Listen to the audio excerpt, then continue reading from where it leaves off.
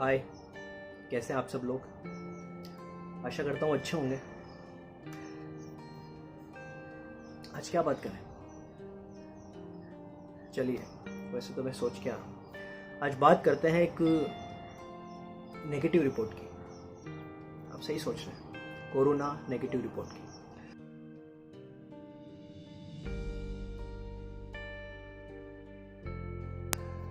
तो एक आदमी, एक शख्स अस्पताल के रिसेप्शन पर अपने हाथ में अपनी कोरोना की नेगेटिव रिपोर्ट लिए खड़ा होता है। कुछ लोग पास में उसका अभिनंदन कर रहे होते हैं, तालियों से उसका उत्साहवर्धन कर रहे होते हैं, और करे भी क्यों ना, आखिरकार वो 14 दिन की कोरोना से जंग जीत कर आया था। लेकिन उस शख्स के चेहरे पर एक अजीब सी उदासी थी, एक अजीब सी बेचैनी थी। अब कुछ देर बाद कार से वो अपनी घर की ओर निकला और रास्ते भर में उसे याद आता रहा वो 14 दिन का खतरनाक मंजर, वो अपना आइसोलेशन पीरियड जो उसने बिताया था हॉस्पिटल के उस छोटे से अपर्याप्त उजाले वाले कमरे में, जहां मनोरंजन का कोई साधन नहीं था, कोई बात करने वाला नहीं था, कोई नजदीक आने वाला नहीं था। खाना भी बस प्लेट में भरकर सरका दिया जाता था। बस यही सब याद करते करते उसका घर आ गया, और घर के द्वार पर, घर के गेट पर उसकी बीवी और उसके बच्चे उसके स्वागत में खड़े थे। लेकिन वो अपनी बीवी और बच्चों को छोड़कर सीधा भागता हुआ घर के उस उपेक्षित कोने में, उस उपेक्षित कमरे में गया जहां मां पिछले 5 वर्षों से पड़ी थी अकेले में।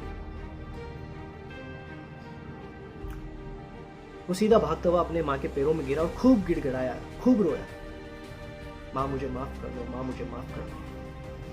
मां को कुछ समझ नहीं आया। वो मां को उस कमरे से बाहर लेकर आया।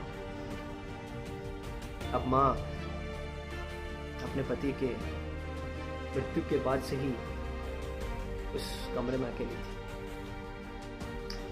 मां को बाहर लाने के बाद बेटे ने उसको बोला कि मां, आज से हम सब एक ही जगह एक साथ रहेंगे, कोई अकेला नहीं रहेगा।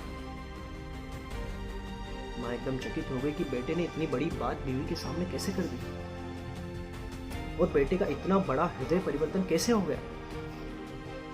बेटे ने मां को सब बताया, अपने उस दुखदायी 14 दिन के आइसोलेशन, अकेलेपन के बारे में सब बताया कि मां मुझे माफ कर दो, अब मैं जान गया हूं कि अकेलापन कितना दुखदायी होता है। मां सब समझ गई, उसके सर पर हाथ फेरा, उसे खूब प्यार किया, और बस तब से वो सब लोग एक साथ रहने लगे। उस घर में कोई भी अकेलेपन में नहीं था। उसकी उस नेगेटिव रिपोर्ट ने उस इंसान की जिंदगी को पॉजिटिव बना दिया। अभी आपको तय करना है, आपको सोचना है कि कहीं आपके घर में कोई बुजुर्ग, कोई छोटा, कोई इंसान एकांतवास में तो नहीं है, अकेलेपन में तो नहीं है, आइसोलेटेड तो नहीं है। कि दोस्तों, इस दुनिया में कोई बीमारी इतनी दुखदाई नहीं होती है जितनी अकेलेपन की बीमारी होती है। कोई रोग इतना दर्दनाक नहीं होता जितना अकेलापन होता है। सोचिए।